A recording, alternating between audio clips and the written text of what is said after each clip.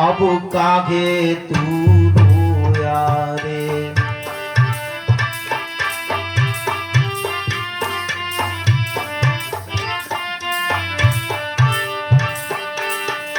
बचपन बीता तेरा खेल कूद में, भरी जवानी सोया रे। आने लगा बुढ़ापा पगले, अब कागे तू रोया रे।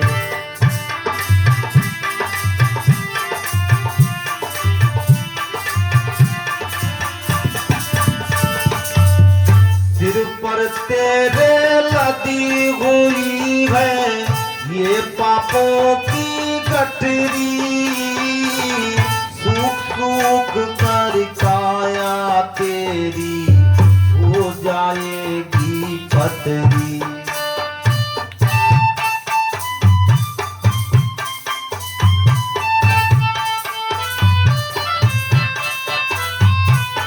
सूख सूख कर काया रे तेरी हो जाएगी पतरी।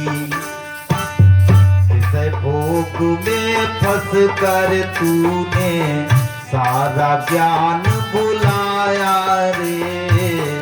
आने लगा बुढ़ापा पगले, अब कागे तू रोया रे।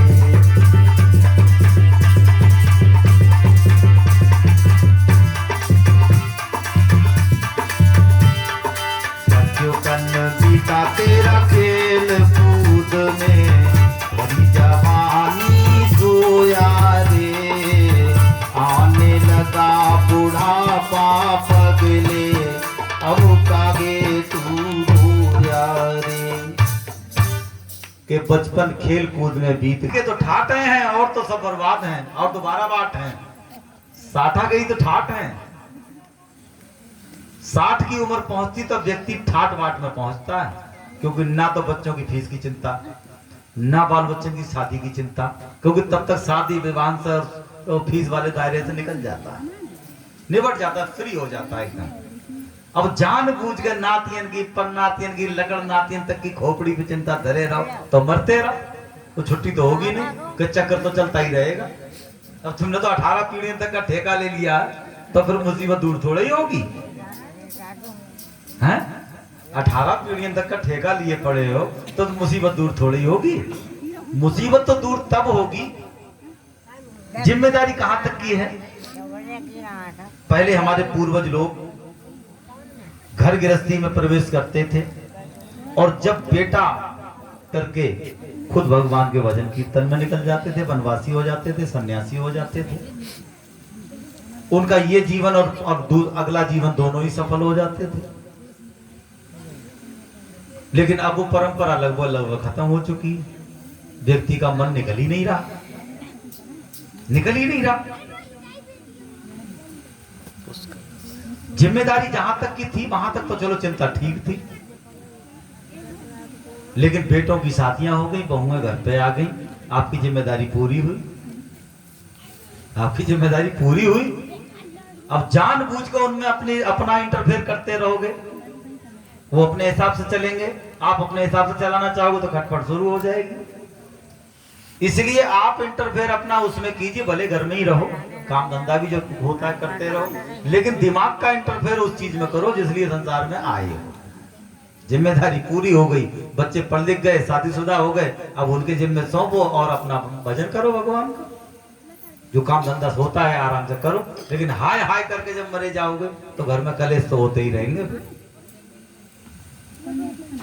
आप कहते हो मुझे कौन सा सत्संग हो रहा है आज, और सत्संग तो ये हम चाहते हैं कि आप लोग जीवन सफल हो जाए, जन्मभूमि के लोग हो, मालिक के नाम से ज्यादा आप उसमें जोड़ो, काम धंधा कर रही है, लेकिन मन को परेशान उतना करो जितना जायज है। मन को ज्यादा परेशान, साचा बाकी सब है झूठे, सुमिरन करके कितने रे भैया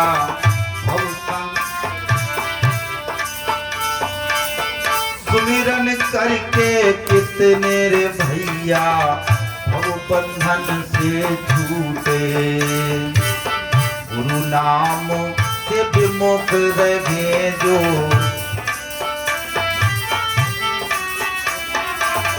गुरु नाम से विमुख रहे जो, वो प्राणी तो रोया रे।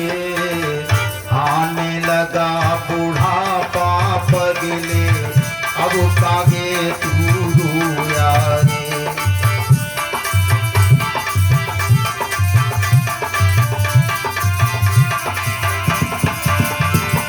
बचपन बीता तेरा खेल कूद में, कहीं जवानी सोया रे।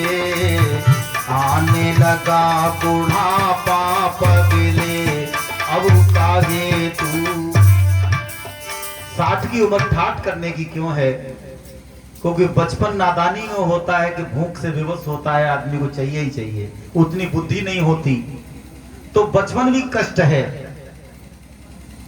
जीवन बनाने के लिए पढ़ाई लिखाई भी करना है और सारे धंधे करना है। जवानी भी कष्ट है, जवानी उससे भी बड़ी बीमारी आ गई। जवानी में ऐसी व्याधियां प्रकट हो जाती हैं कि मनुष्य अपने शरीर को रोक नहीं पाता, विवश होकर के विषय वासनाओं के गड्ढे में गिरता है, विवश होकर के।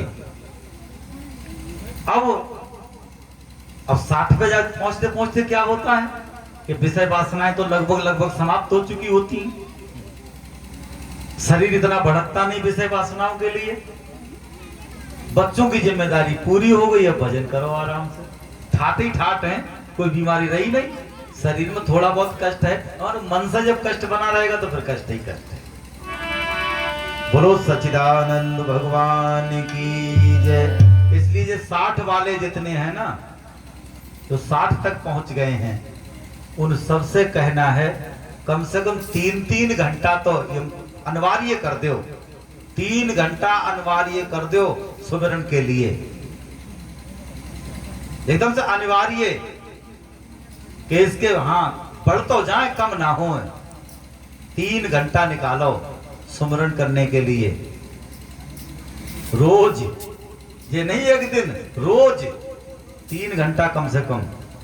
अरे बुढ़ापे में तो नींदों कम आती है, जवान आदमी को तो नींद की भी बीमारी है। जवान को तो उसे बेचारे को 8-10 घंटा नींद आती है, और बुढ़ापे में तो 4-5 घंटा मुश्किल से आती है। रात पूरी खांसत बिताओ। तो अब तो क्या बैठे भजन करो, आराम से सुमिरन करो।